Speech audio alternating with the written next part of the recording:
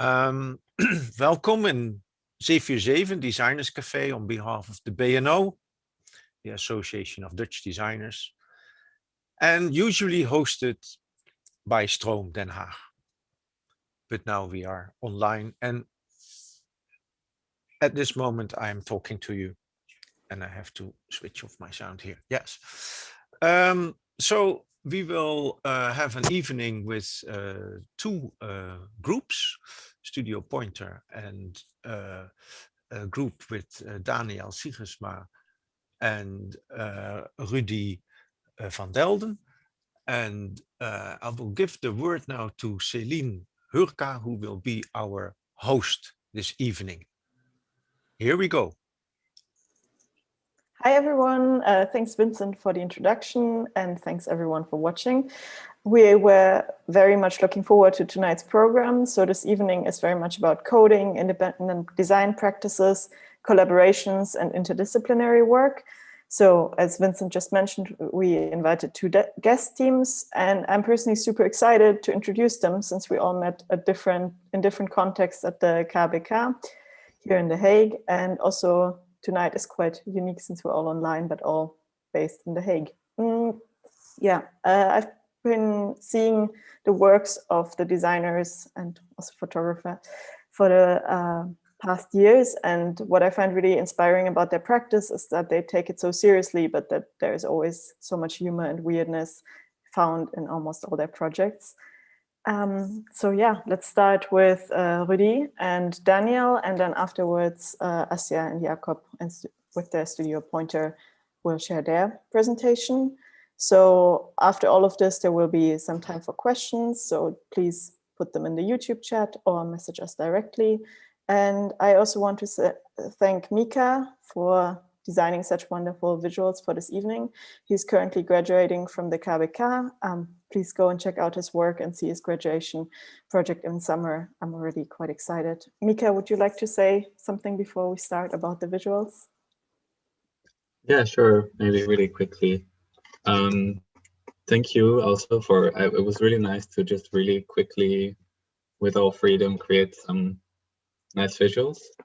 So it was really nice. And for me, what stood out, because of course I was, I know some coding from school, but while I was looking at the people that are talking tonight that I'm really excited about to be hearing, was that really the nice part is about coding, that it's so broad, but you all do it with the same thing. So you're either behind your computer, or you're turning some keys, or you're doing this or that. And so that's how I came up with the visual. So I just thought of this, what if there was one button that just does it all? You just turn it around and I don't know, everything happens automatically. That would be great. Cool. Yeah, thanks so much. Rudy and Daniel, would you like to start?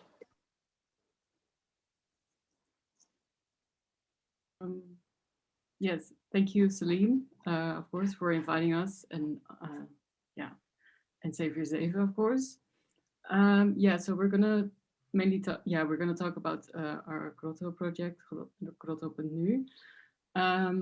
So let's share the screen first. Sorry.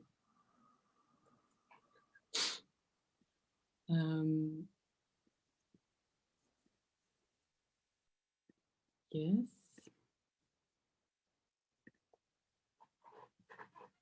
So at one point 2 years ago, I think, Daniel came to me and he told me about this thing he had seen around where he used to live in Twente. And he told me about this grotto that he saw around his house in the neighborhood. And he showed me and then we started like looking for more grottos, and we found all these images of these like amazing structures that we found very interesting. We started to research a bit like the history of the grotto. And then of course we read about Lourdes in France, in 1858, Maria appeared there. There were Maria apparitions that were seen by Bernadette Soubirous, and this became and at one point Pope Leo XIII started allowed the veneration of the Virgin Mary in Lourdes, and at that point he also built his own Lourdes in the garden of the Vatican, and this replica of this Lourdes, of the cave in Lourdes, it became like, especially it was in the interbellum, became like a big hype trend, let's say, in Europe, and all these people started building their own Lourdes grottos closer to home, and this was mainly because people either couldn't afford to travel to France, or mostly it was because it was too expensive, or they didn't have time. So it was a kind of very practical solution to this problem. Because first mainly clergy would go there to Lourdes, and they would take a stone from this cave and they would bring it back home, and they would also, of course, also monasteries started building these caves in their monastery gardens, and they would often include one of these original stones from Lourdes. And these caves would also often be more like prestigious. They had more money, so these caves were bigger than the other ones. An example of this is the one in Valkenburg in Limburg, and this is the only one-on-one replica in the Netherlands of the cave in Lourdes. And it's all made of rustic cement, and it's hollow on the backside. We went in actually in this concavity behind this facade of this cave in Valkenburg. So from this point on, we basically decided we wanted to see more of these grottos, and we planned a trip to Limburg to visit many of these remaining grottos, because many had either they are slowly disappearing because there's not so many pilgrimages going on to them, and we started researching also especially the different materialities of these caves. So the materials used were often very improvised, and they also, especially for the region of Limburg, they were very much representative for this region. So these improvised and recycled materials were often came from the mines in Limburg. So there were place bricks. Those were bricks that were misbaked from the kilns in Limburg, or stone rubble from the mines, or flints or slags. And so our main focus was also to dive into these materials and how the caves were being used now that they sort of gain a new purpose in the community. Yeah, so maybe good to say, like, I'm not we work together on this project. I'm a photographer, and Rudy's a graphic designer. Yeah. So it has a nice dynamic in making a project together. When I first saw one of these caves, I was working on my previous work in the east of the Netherlands, in Twente, and there was all of a sudden this gigantic, almost one-to-one copy of this Lourdes cave in the middle of a village somewhere. And I was fascinated by this, not only on an aesthetic, on an aesthetic level, but also on, like, how do you build these things and why are they here? So yeah, we started talking, and I talked with Rudy about this, and we're like, where are these creations existing in the Netherlands? Is this a one-time thing, or is this actually like a bigger universe of these kinds of caves? So we went, because we found out, we went to the south of the Netherlands, where Catholicism is still a little bit of a bigger thing than other places in the Netherlands. And we started noticing that there were quite a lot, actually, of these caves around in the south. And one in particular came stood out to us, which is a particular style, this style of, how do you call them in English? Is it slags? Yeah, flints or slags from Yeah. the mines. So we started seeing a trend. So what we did, we were driving around inside Limburg and seeing all these particular caves around. And some of them were with brick, some of them were with slag, some of them were with like this kind of structure like this. But this one kept reoccurring, this particular style, this one.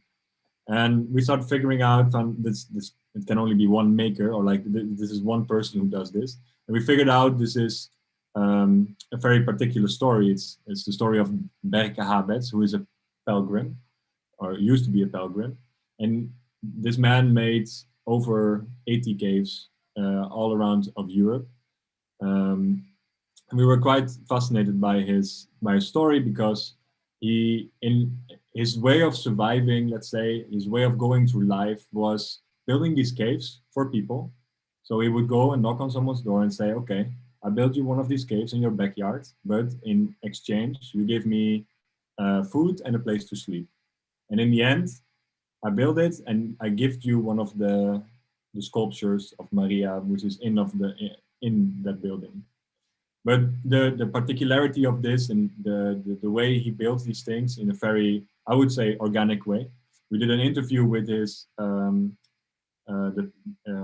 family that was still alive, with his nephew, and his nephew was saying that this man never had a blueprint of how he would make these kind of caves. You know, he just went somewhere, saw the space, and started building. You know, and always had a similar kind of aesthetic to them. And I think we are very drawn to this aesthetic, but also to there's a certain difference in, like, some people use these caves very much as a religious devotion for this Maria, but also some of them it becomes like a family heritage, right? So like this thing becomes an entity in your backyard of a remembrance of what in the past would be a devotion to Maria, but slowly in some families become a bit more secular, and it just becomes this monument that's in the back of your yard.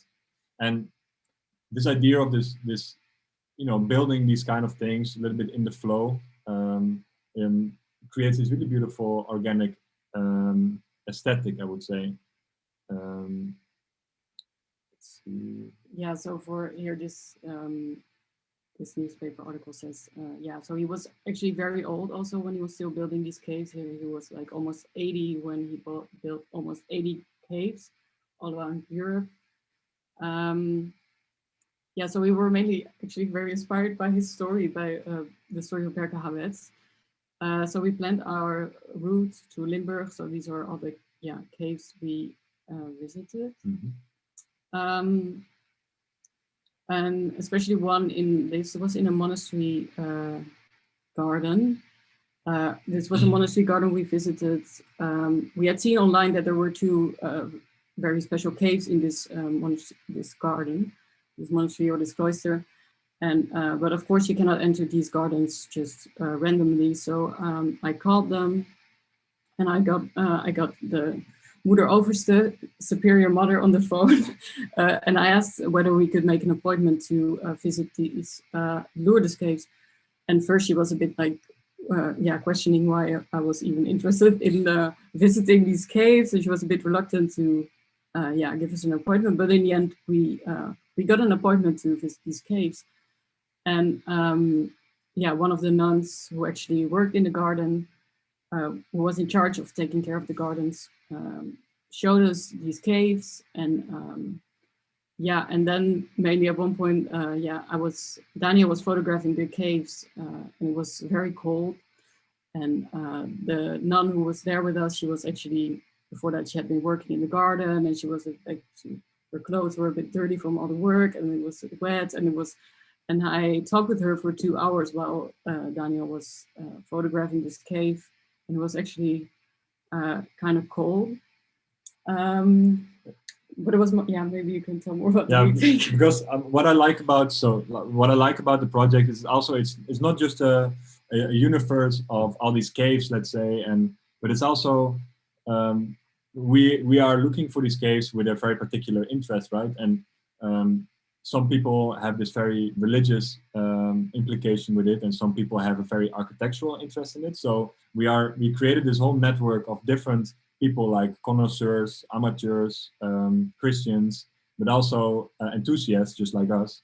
And this dialogue is very interesting. When Rudy was talking to this nun, which is, you meet two bubbles, let's say, because the priory where we were was only for women, only for nuns. So me being there also as a man in this garden was already uncommon, because it's a closed monastery. So they they gave us an exemption to do this, which was really, really kind of them, because we explained our interest in these kinds of things.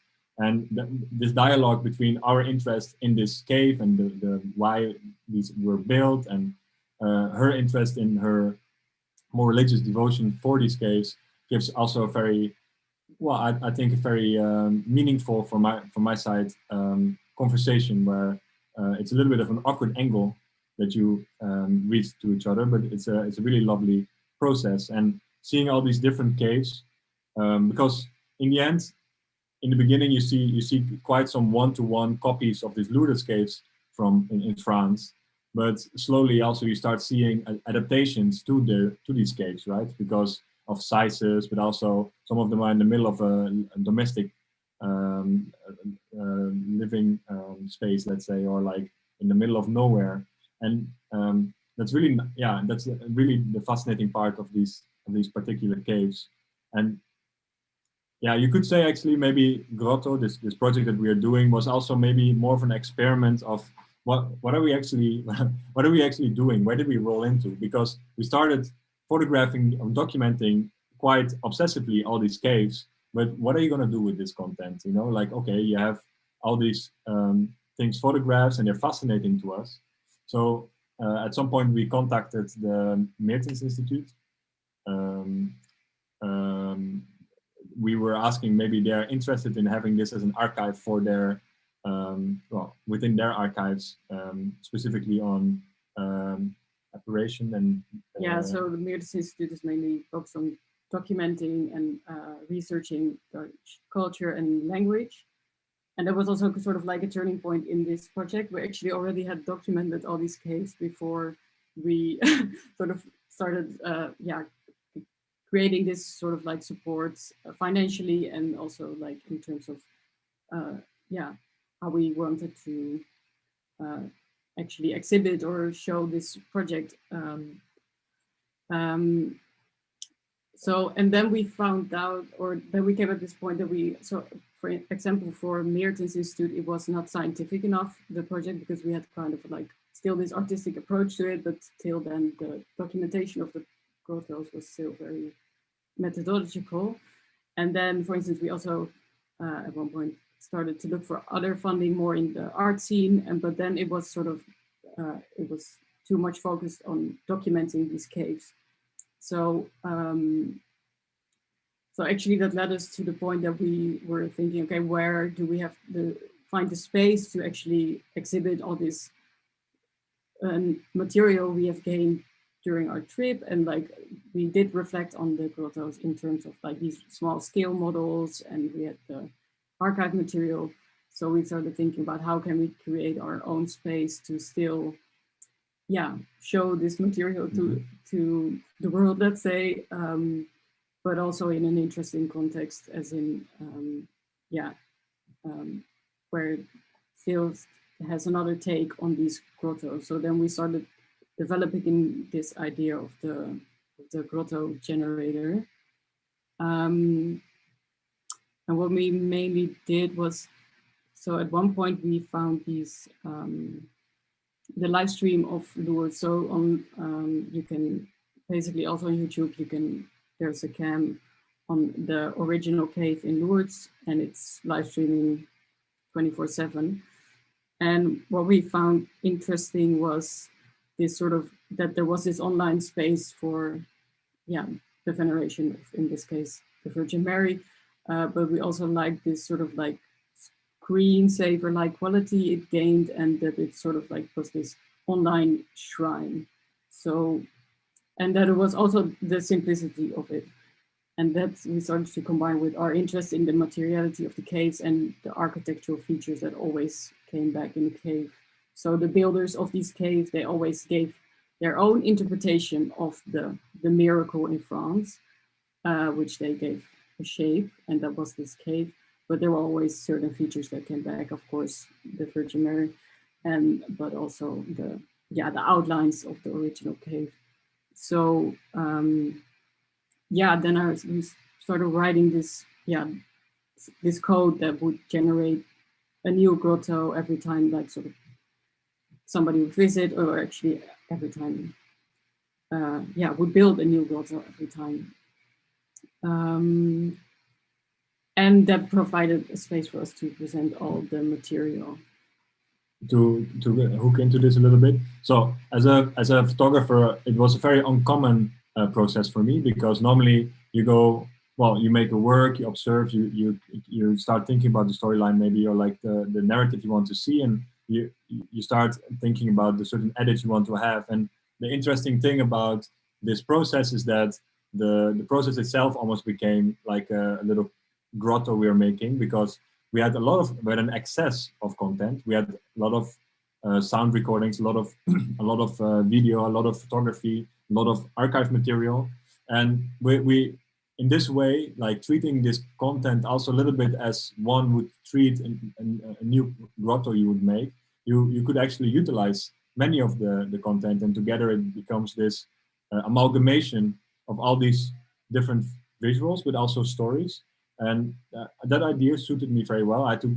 This is maybe, yeah, it's a different approach that I normally would have, and way less rigid and way more democratic towards your content, let's say, and that every image can behave within this grid, let's say, of this randomized grotto that's not existing on the internet. And you could actually also maybe see this project that we did, the Grotto Generator, is actually more of a prologue, or like a research for a new project that we're working on right now, which is a little bit larger, and it goes a little bit more maybe in depth to all these facets that we were just talking about. And I think us discovering this kind of dynamic of working also gives a lot of freedom now to the new steps we're going to take, let's say. Yeah, so actually this project was mainly necessary to come to our new project, or like that is kind of a different project. So the grottos are part of a architecture type that is called a folly, and the grotto, the Lourdes cave, was a very popular one, and also one that is most common in the Netherlands. But then we found out about the follies, which is like a building that suggests a function, or suggests another function than that it really has. So it lies in the eyes of the beholder. What is the folly? And this is one of the follies we saw in Belgium, just across the border in Limburg, and it was the Apocalypse Tower, and also built of like the silex stones from the mines. And we wanted to use these follies to tell a story about like the amateur and the professional, which we came to the conclusion that in the end that was also the main thing that fascinated us so much about these grottos, was of course the way they were built and the people who built them. So we thought these follies could actually be, and then the follies could include a larger group of people than maybe the Maria veneration. Yeah. So also to divide a little bit, like within this folly world, you have a whole range of different ideologies and ideas of why people do what they do, like why they made the folly, why did they make this self-made creation.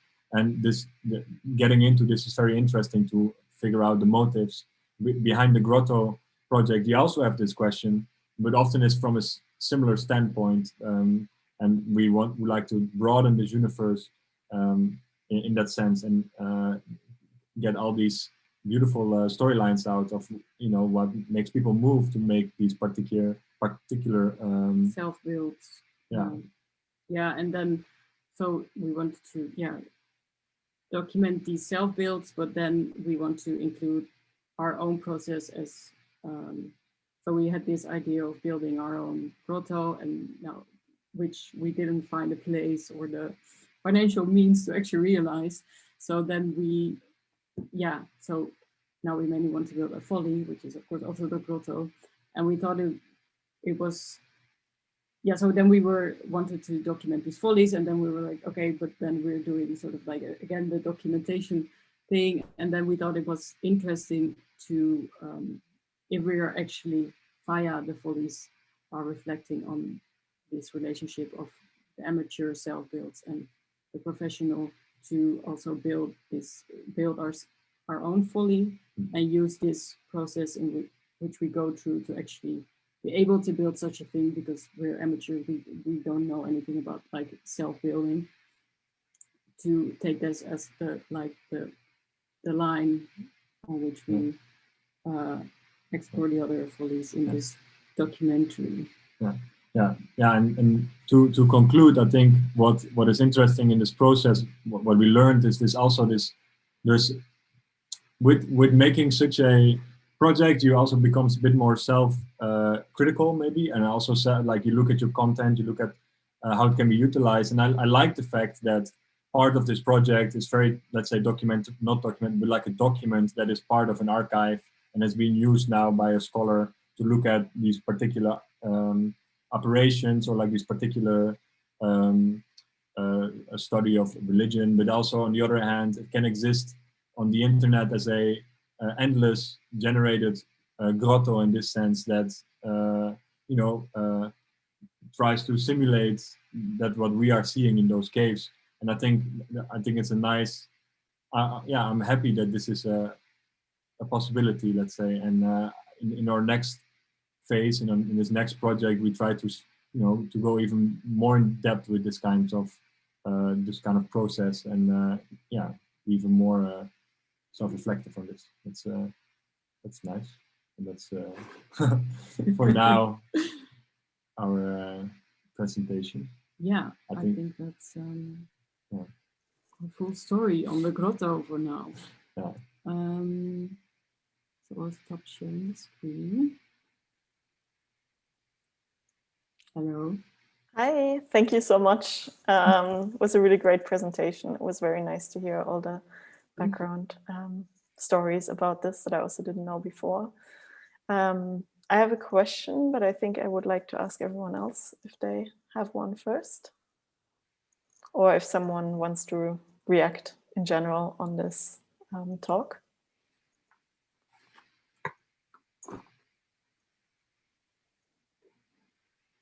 All right, then maybe after mine.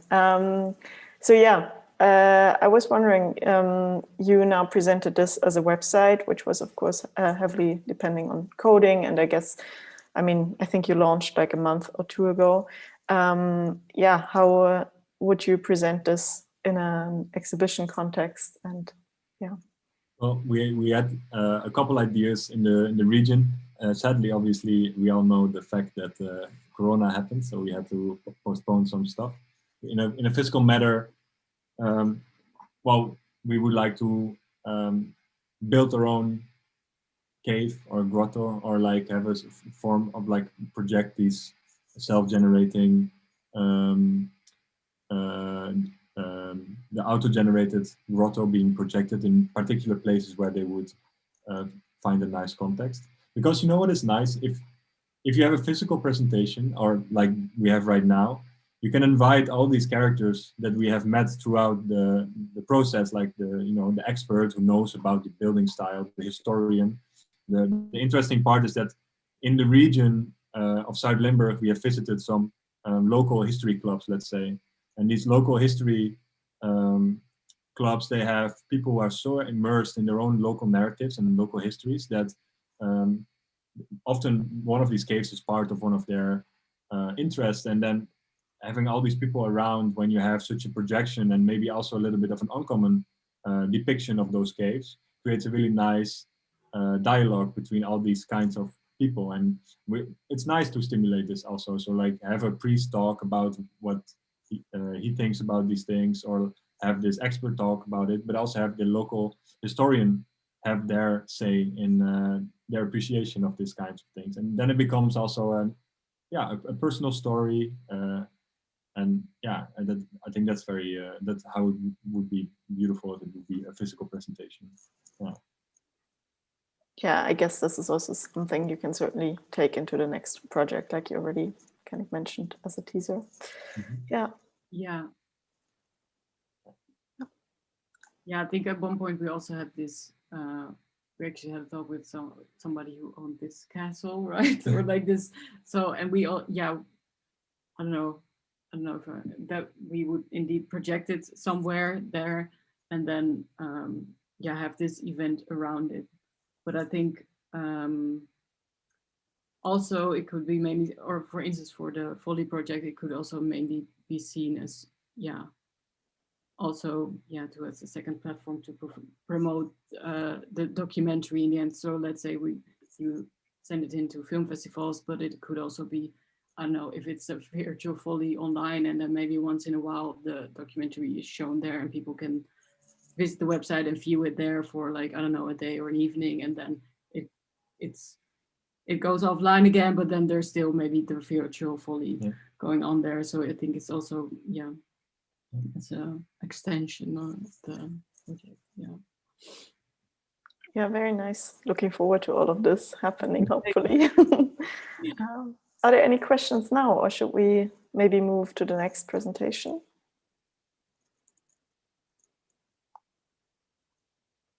I have a question. Yes. Can you hear me now? The next step, the Folly, is huge because there are so many different kinds of Follies. Have you decided on a way to put a limit to what you're going to find?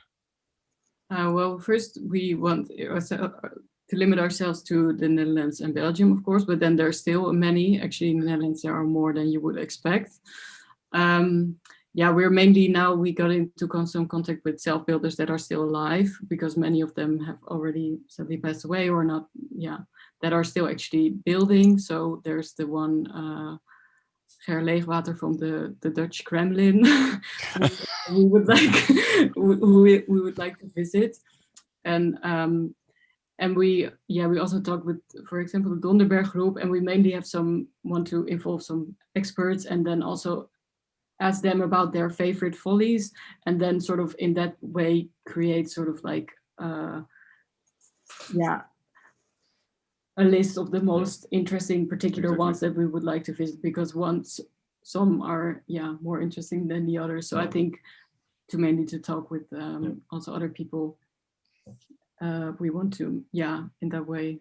Yeah, it also depends very much on, obviously, on the willingness, I guess, of the creator that would still be alive. But I think often they are, like, for example, the one with the Dutch Kremlin. I think this person has a lot to say, let's say, of why this person would do such a thing, and what this particular interest in this building is. And this is for us quite of importance, let's say, because we're gonna be quite heavily involved with them, or like we like to ask them a lot, we like to be around a lot, and speak on all these subjects with them. So this is quite of a important point when we look at this. And also the thing that we wanted to include ourselves building this Folly was also that we wanted to approach this documentary in a sort of a spontaneous way, in the way also many of these self-builders approach their project was kind of spontaneous. They just often, or not always, but started building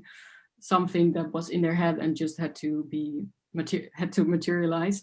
So therefore we also want to not plan the route too much, so we also let it be led by the encounters we have. So it's also in this way like a Folly, the whole process. I would like to say one more thing. Are you aware that there is a magazine about Follies? The Portfolio. Yeah. We talked with them. The it's lovely. The Donderberg group. Yes. Yeah. And there's also an English magazine, which is I can show it here. This is amazing. Yeah.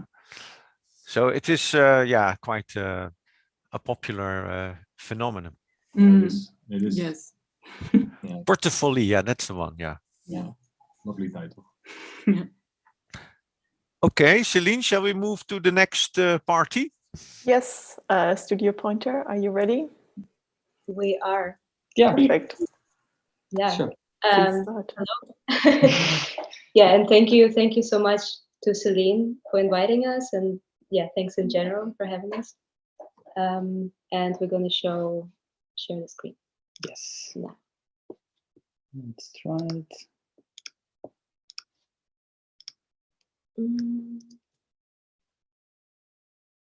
Wait.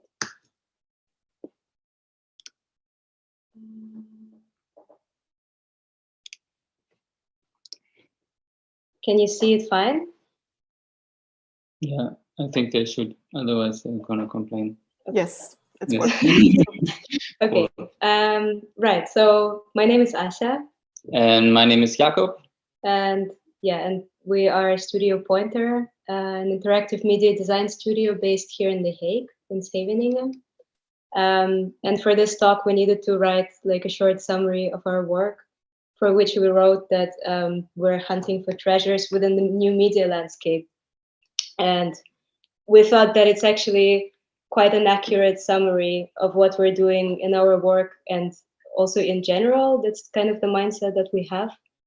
And for instance, like here, this is a video from, I don't know, some months ago, a year ago, Jesus.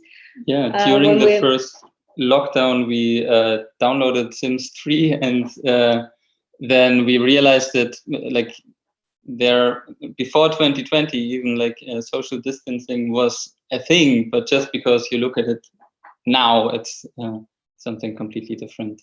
In the Sims universe, it was always a thing, but we just didn't know about it.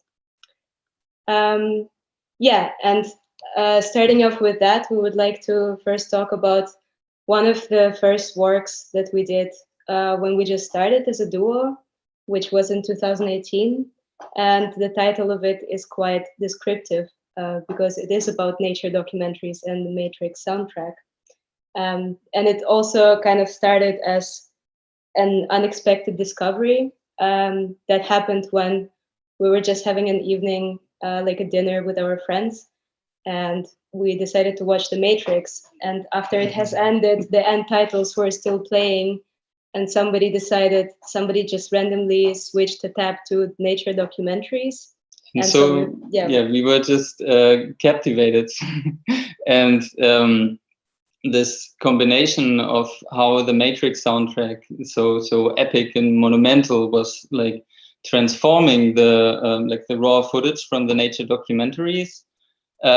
We felt like it's creating this kind of new story that is also partly random and partly like an illusion just happening in your head. Which is very abstract, but we felt like the soundtrack had such a power to just completely create a completely new sort of storyline with whatever footage was on top of it, that we thought that we need to replicate this experience, and we need to make a work that would infinitely generate exactly that and would infinitely combine nature documentaries and the Matrix soundtrack. And so we did make a website. Here's a little preview of that, which we're going to make quite low because of some copyright. Yeah, but basically you can visit the website, and it's much better when you experience it online and you can press buttons yourself. But basically it's very simple, and the main function of it is that when you press reload, you can generate a new combination of footage and sound. And that's pretty much also the only interaction that we wanted. And for the rest, the combinations that you get from the sound and the video, like the narrative often makes so much sense. Yeah. And it's also impossible to show everything now in the talk. I think you should just go on the website. But this is a good one. So. Yeah.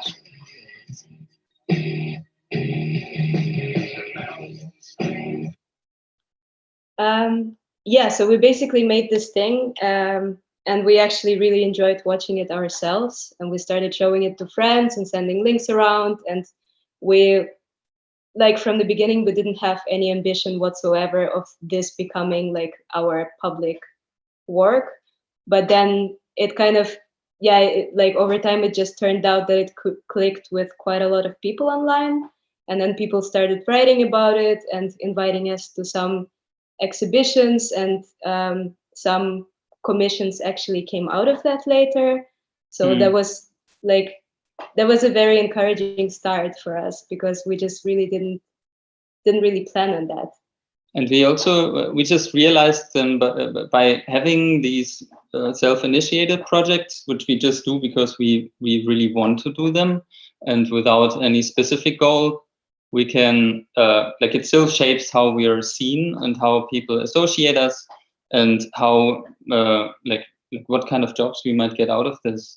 Yeah. And yeah, so. And actually one of the bigger commissions that we did get, kind of connected to the Matrix project, was a commission for the Cinekid Festival, and that's a new media festival playground for kids, but not only. And we got in touch with the curator of Cinekid, Ward, and he really liked specifically the Matrix project from our portfolio, and he was sort of singling it out. So yeah, that's partly the reason why we got the commission.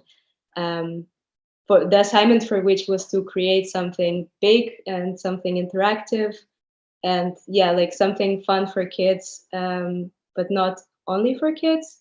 And like, it actually started from something completely different. Like, we were curious, as always. Yes. We were curious about like all these motion transfer algorithms, and I think you heard of like deep fakes, and so we started to play with these things, and we got one to work where you can like transfer motion from a video to other images, like you can see here, like pretty smooth, and like for animations realistic.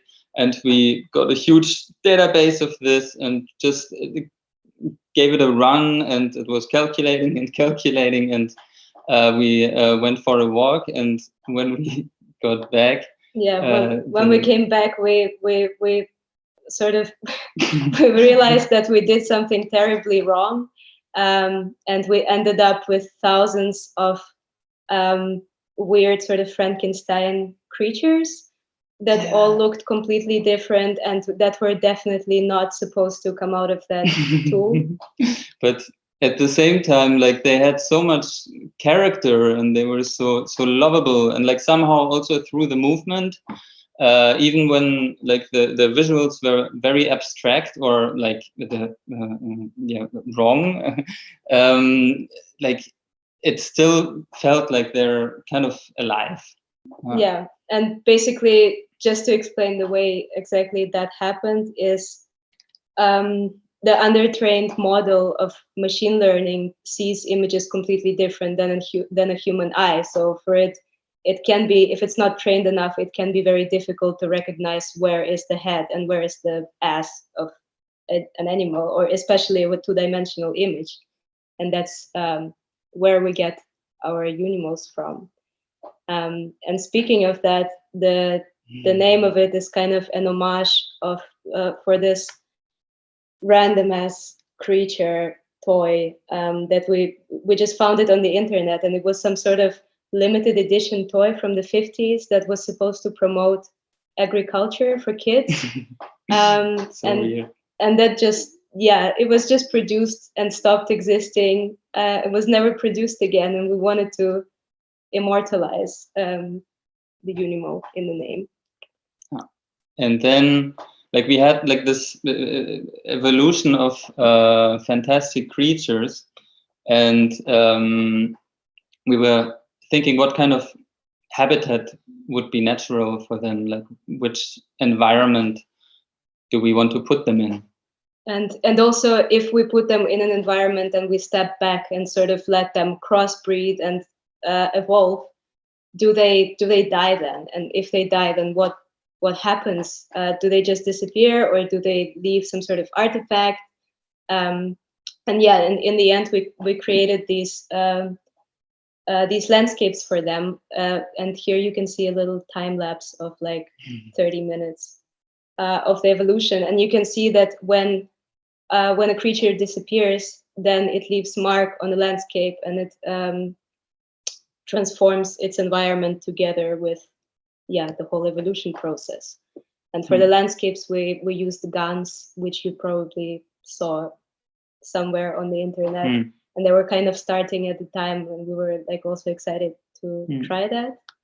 And yeah, also it gave us just a perfect material for a landscape where they can live and die, and which has an evolution with them. Yeah, and every time something different would happen. So sometimes one family of creatures would take over a universe and sort of just start crossbreeding like crazy, and others would die out, or it would get completely overpopulated and go completely out of hand, and they would just start like never stop crossbreeding and not die fast enough, or on the contrary, completely die out and desert the environment. And we wanted to keep that kind of freedom, like this that this process, it can really just go wild, and we wanted like not to restrict it too much. So that was for us then a good question. How do we make it interactive, and how much power do we want to give to the visitor to influence it? Yeah, the children. Yeah.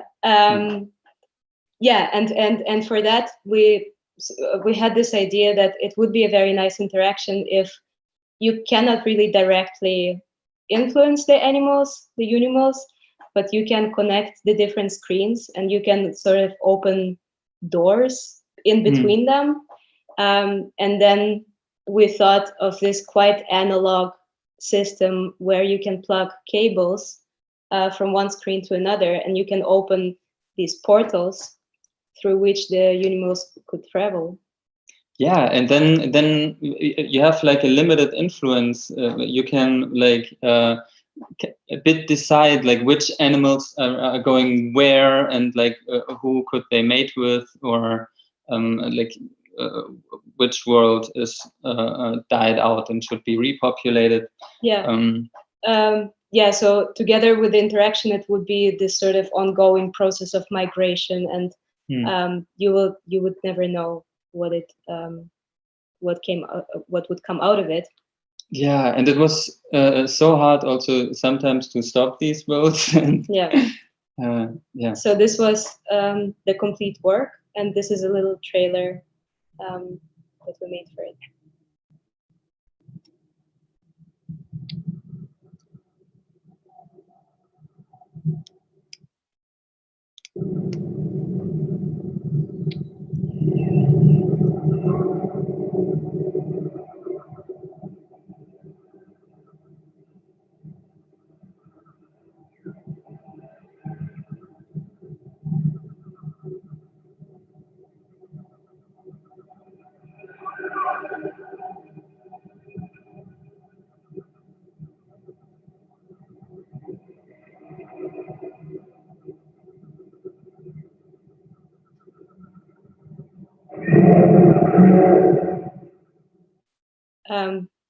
Yeah, so that was the thing, and this was it at Cinekit.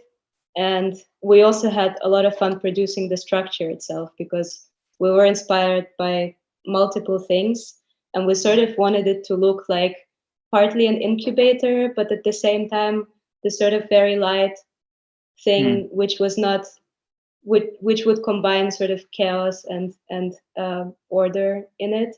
And we also from the beginning wanted to expose all electronics and like the crazy cable jungles completely. We would even try to like make it even more transparent, like the connections that you have with the cables. And that turned out to be very ambitious, and also hard to deal with second-hand hardware. Like all the screens were different, and we had to solder so many cables together, and kind of underestimated the amount of sleepless nights that come with that. Because and kids are brutal. Like they they would just break everything like first second. But yeah, like there was also a very important sort of learning experience for us, because it was our first big commission where we could do whatever we wanted. So we planned a lot. And it was important experience to sort of learn how to evaluate our strengths, and also how much we can do within like a single work. Yeah, and then it was also like just a really great experience to go wild and have like there are no restrictions in what we can do. Yeah. Right. The next work that we would like to talk about is Planet of People, which is an ongoing collaboration that has started pretty much from the beginning of our studio with Lithuanian artist Julijonas Urbonas. And almost in all of his works, he works with the idea of gravity and the relationship between gravity and human body, and human technology as well, and the evolution of human technology. And we were basically contacted by Julijonas to help him visualize the idea of Planet of People. The Planet of People is quite like abstract, but also a simple idea. Like what happens if you put a lot of human bodies at a point in space where there's no other gravitational influence, so that these like bunch of like thousands, millions of human bodies would attract each other. Yeah. And over time like compress in the center and form a human planet. Yeah, and that is kind of a thought experiment that Julijonas came up with. And our task was to visualize it and to perhaps make something generative with it. And we started thinking, we started like visually and not only visually researching different existing constellations of human bodies in different gravitational conditions and in existing disciplines. So like skydiving, synchronous swimming, gymnastics, whatnot. And from that, like based on that, we started creating, these are some of the first visuals that we created, where it's almost like it's a bunch of human bodies becoming something else, almost like a sculpture or like a new creature. And these are a little bit abstract, and they're more of a visual exploration, or at least for us. And we just generated some of these. And we liked also to think about like what can we do with only the human body as a building block, and like what is the space that we want to have these bodies in, and what influence does it have on how that is perceived. And of course we also came back to like the idea of this human planet, which was the original task, was to visualize that. And we created these visuals, which were again generative, and it was really fascinating to work with that, because not only we had to sort of choreograph exactly the way in which all these bodies are forming a planet, but also the ways in which bodies are randomized. For instance, like the shapes of bodies are different in every human. But also the poses, because the poses were also random, and we didn't have direct control over every single body, but we needed to work within sort of the natural constraints of human bones to still get natural poses. So it was like a very nice first exploration of that. And it was also interesting for us how to like, where do we want it to be like more realistic? Where do we have like a more scientific approach to like the algorithms and calculations and whatnot? How like this planet should form, and at the same time, where do we completely ignore it and just tell the story that we want to tell? And like, where do we get like nice visuals or and what sort of tone it gets at the end, like how humorous it will be, and how I don't know, how much seriousness do we keep, because the project itself is also kind of, it has humor in it and this idea, but it's also kind of dark. And yeah, these were the first explorations, but we kept on working on the project for up until now, pretty much. And we kept on working with the same material. And this is, for instance, the video which illustrates the same idea, but is based on the same material, but has a completely different aesthetic and completely different tone, which kind of evolved over the years. And this is like a promo video that we made for Venice Biennale, where Planet of People is going to be a part of, which we're also going to mention later. Yeah.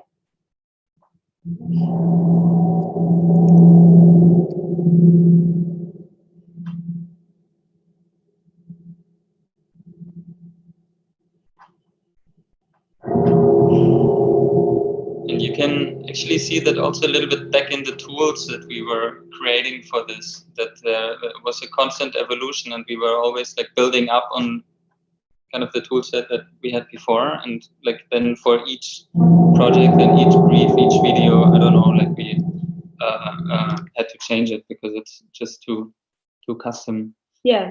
And these are actually the same models, but stripped from the sort of 3D skin. Yeah, we're maybe gonna switch to the next stage because we don't have so much time. But yeah, another step in developing Planet of People was this idea that Julianas had, that not to create a planet out of 3D models that we generate, but to use 3D scans of actual exhibition visitors or actual people to do that. And there were some quite specific requirements, technical requirements for that. And after like researching different, he came to us for that, of course. And after researching different 3D scanning softwares and tools that are already out there, we kind of realized that we need to build our custom software.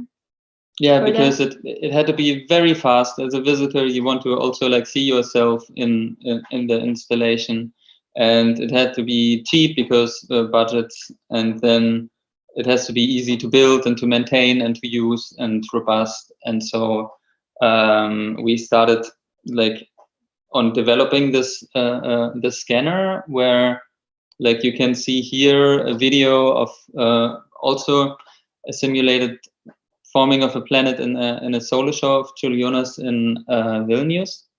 And these are basically visitors of the show. So you can also, it has here a different layer that you can also see the amount of people roughly. And you can, if you're a visitor, then you of course start looking for yourself in the simulation. But yeah, this was also like one of the first tryouts of the 3D scanner for us, and it was also very exciting. And yeah. Yes, and there, yeah, you can also see that it's a lot of dots that want to be rendered. So we were also constantly evolving. Yeah, there are a lot of technical levels of that are like, we can't talk about everything, but like you have to render a lot, and you have to like think through the structure of the level of detail that you show at each frame and stuff like that, and how to make it smooth. So it was very, very visual and very technical at the same time, which we kind of generally enjoy as well in our work. Yeah, and it's very rewarding also to see something working smoothly. Yeah, and the scanner was exhibited already in a couple of places.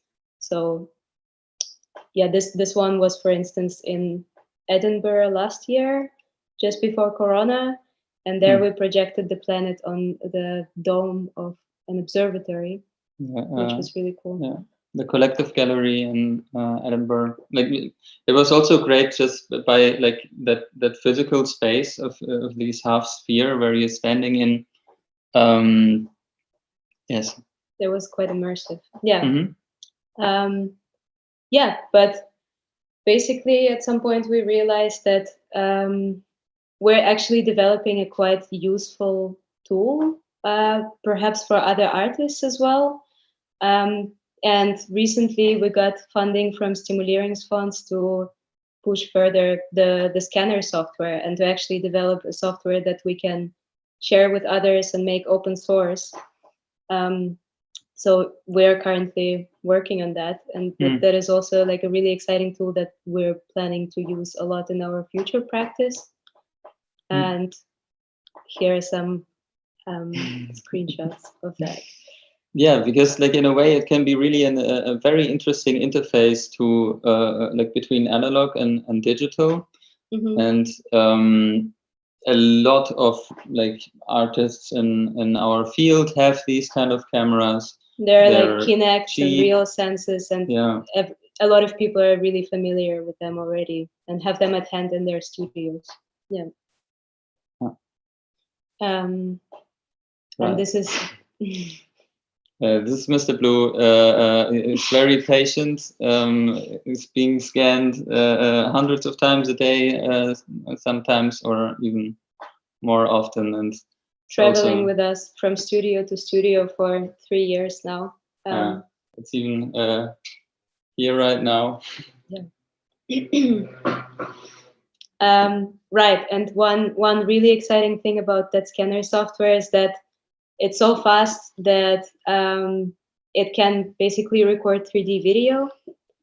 And here you can also see an evolution from around 2018 to up until now, and also an evolution of Jakob's dancing is incredible. Thank you. Yeah, so this is like our big current project. Yes. And now we come to the Lithuanian Space Agency, which is also a big current project.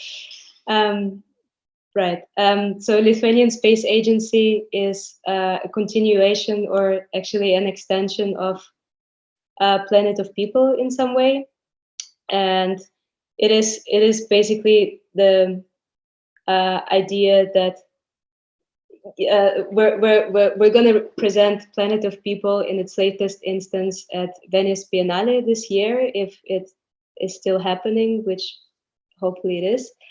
And Lithuanian Space Agency is a fictional organization which presents the Lithuanian Pavilion, and which presents also other works by Julijonas in there.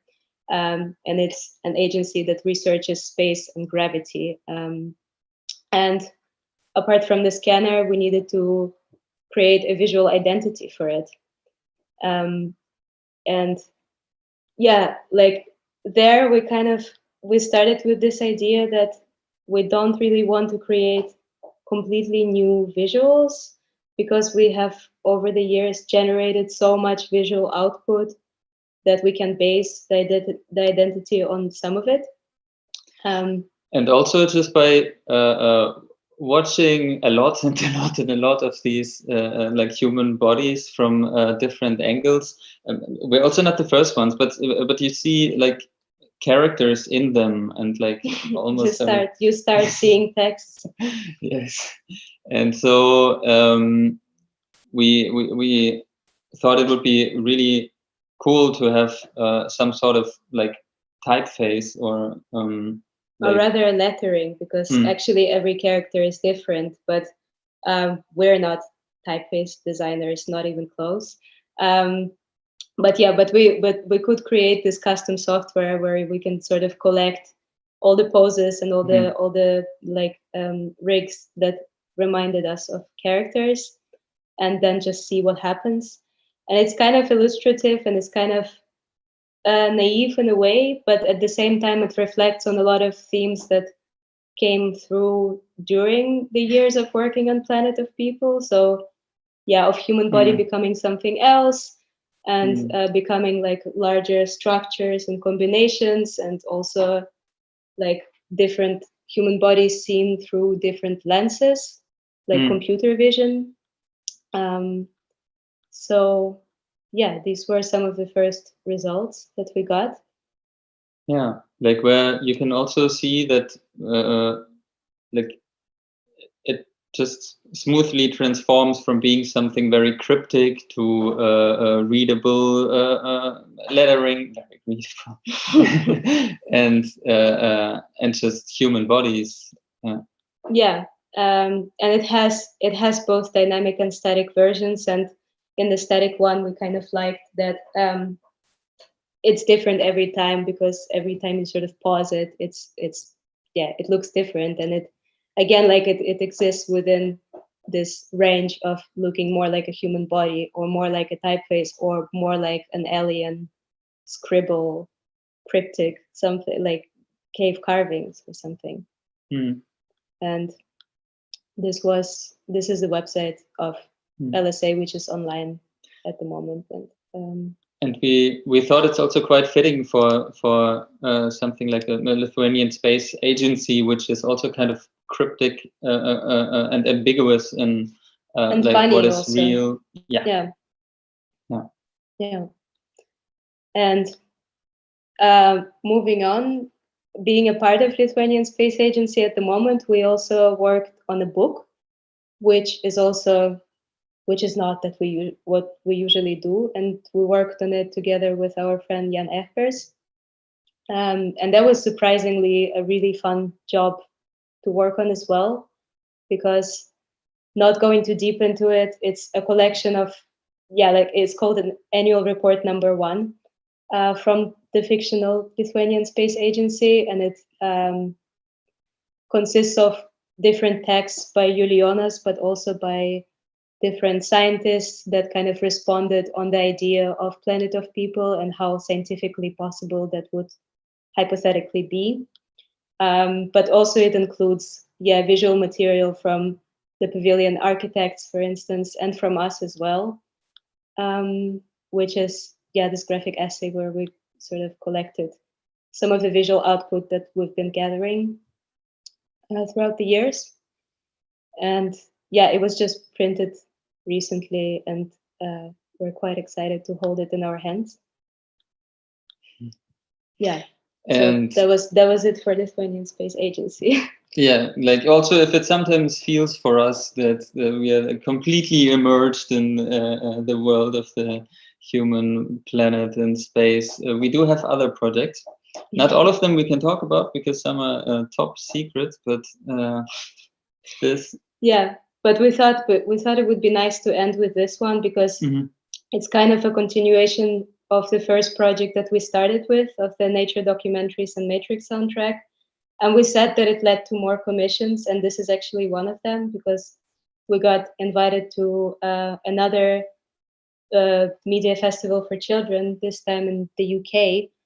And for that, we are currently developing a continuation of that project, which is this.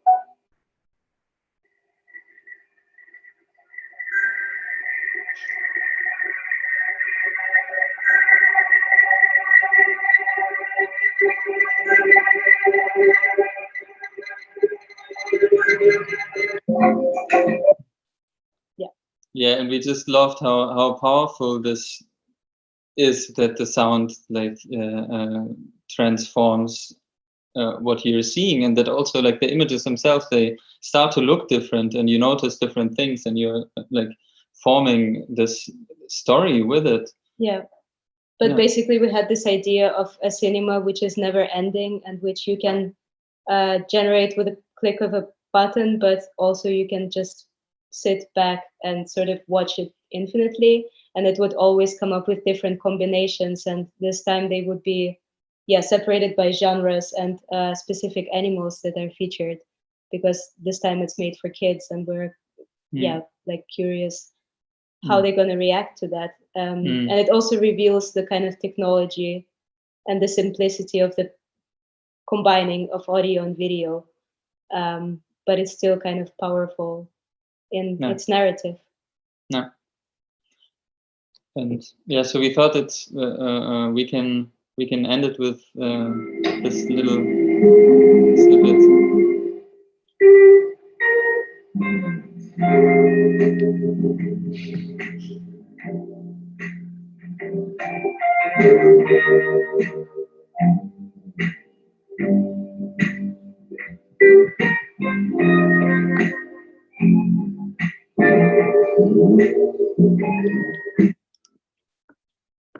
Okay.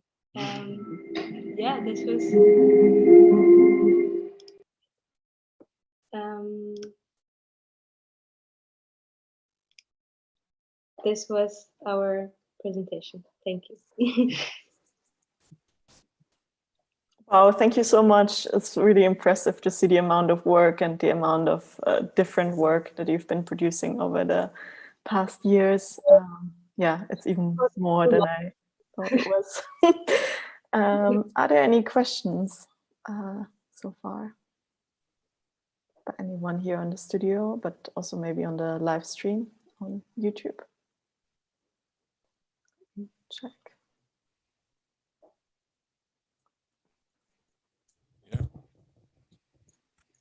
Here's one. Yes, let me say that I really like your work very much. It's a true eye opener. All these things that you can do, and it also part of Planet of People. It starts with the swimming. Is akin to. I'm working on a book about play right now, and you are very playful designers, which I really love. But I'm working together with a game designer, and he did a game in which people in a swimming pool move around, and they get feedback from themselves, so they can see themselves making movements and figures in the water. Do you know his work? Does it sound familiar? Because it could be interesting for you to team up with him or something. I don't know, but it sounds great. Yeah, if you could share it, that's because then it becomes then you can interact suddenly with thousands of people swimming around. Which I really like this whole cloud of people moving, and but I can send you his address, and I can send him your address, and then you can get in touch and see if something could come out, because it's really great work what you're doing. You're really breaking boundaries. Thank you. Okay, I'll send it to your email address. Yeah. By the way, there are no questions in the live chat at the moment. Yes, I just checked that. Any further reactions here from the studio? Anyone who's in the Zoom right now?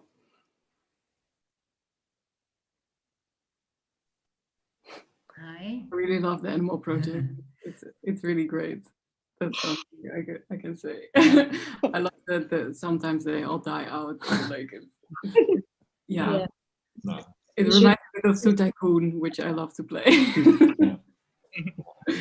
Yeah, it's a it's lovely, really cool. lovely presentation. Yeah. Thank you. Yes, We I shouldn't loved do it more too. code like commands in the code. It was gruesome. Right. killing babies and stuff. Imagine. It was horrible. Yeah. Yes. The little story that nobody sees, the Yeah. comments in the code. Yeah. Exactly. I was wondering about that project. Do you ever consider making like a web version for this, or maybe it already exists, or like yeah? Doesn't exist yet, but we were actually, yeah, we were quite busy lately, but we were actually recently thinking about maybe moving it to a more approachable format as well. That doesn't require like us being present, building up this huge work as well, but because it's yeah, maybe. Yeah, that would be super cool, because I often see you working on these projects that then get exhibited somewhere and I don't manage to go because it's maybe in another country. So yeah, I think definitely moving these things online would also be just really nice. Yeah. Are there any further questions, reactions? I think maybe that's, I don't know, maybe we can have like one more thing to discuss a bit amongst ourselves before we kind of conclude the evening. Yeah, I think it's quite interesting how all of you work on these independent projects that you just do for yourself out of curiosity and fun, and maybe it's just a quick thing, but then I think a lot of you take them quite extreme. I also know that Rudi has fabricated an amazing cat video that is on YouTube, which you can check out via her website. Yeah, do you still have time to do these things, and do you also have projects that then don't end up being shown at all and just are for yourself and for your friends? We try to keep a list of ideas that we have, and I mean at times we're more busy, but in general we would really like to keep doing these sillier sort of things that we do also for us, or maybe that just start as like experiments and so on. Yeah, like we had sometimes like the idea is also to have like one day a week where we only work on the fun project. It never works. It never works. Yeah. Yeah, but the idea, the spirit of it, like that, we want to keep. That sometimes we just do our own stuff. Also because it's important for learning. Yeah.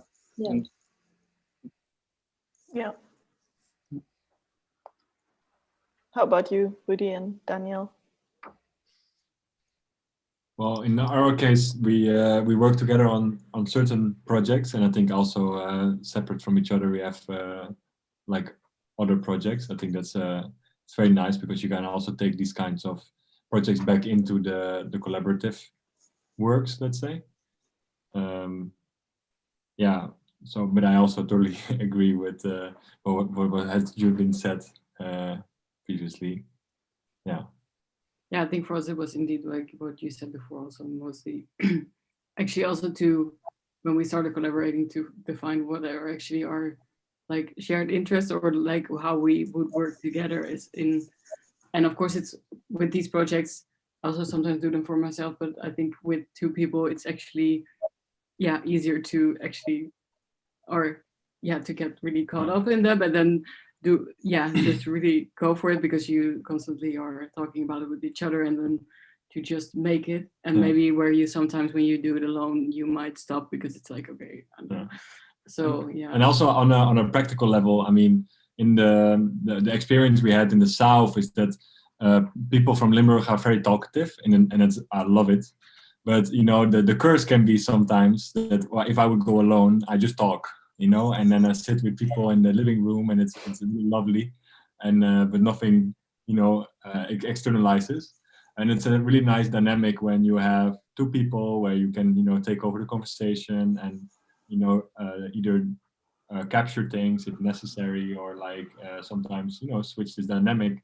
And that's very nice in this collaboration. Also, yeah, that's it's really nice. also makes you more reflective in the moment. So yeah, that's lovely.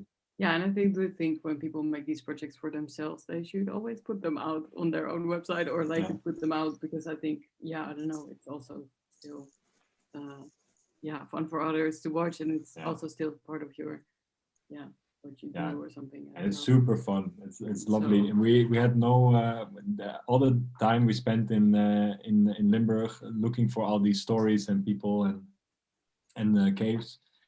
All the it's almost adventurous, you know, like you never know who you're going to bump into and what their ideas on certain things are. It's lovely. It's an amazing process. So only for this reason, it's already satisfying enough, you know. It's lovely. It's really great. Yeah.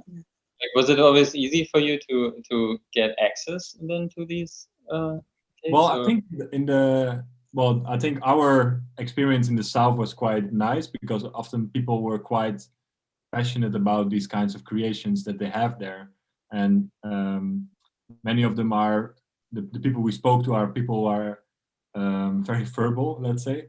So we knock on someone's door and it's like, so we know that you have this cave in your backyard, and he's like, yes, let me tell you about it. You want some time, you know? And they're not even asking who we are. And we're like, we're doing this. No, just sit. The couch is there, and then, you know, a monologue of 4 hours starts.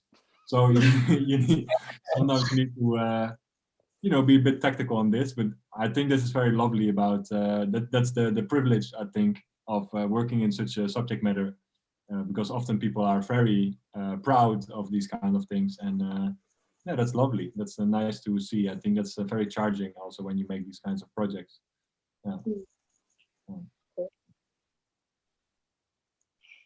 Yeah, really nice. Is there a last question? Because otherwise I think can kind of end the evening. Yeah.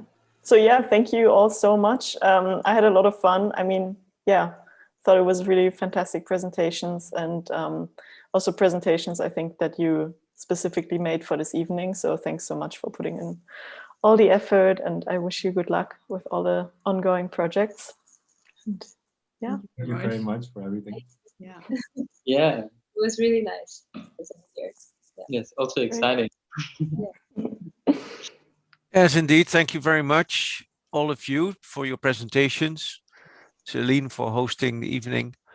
Thank you, BNO, for supporting us, and Stroom Den Haag, of course. We will be back at Tuesday the 18th.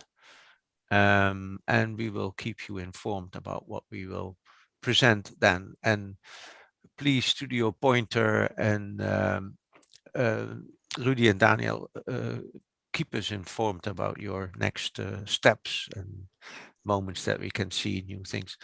And last but not least, thank you, Mika, for the banner. I think that's it. We close. Great. Yeah. Thank you. Okay. Bye now. Have a nice evening. Bye. Bye-bye. Bye-bye.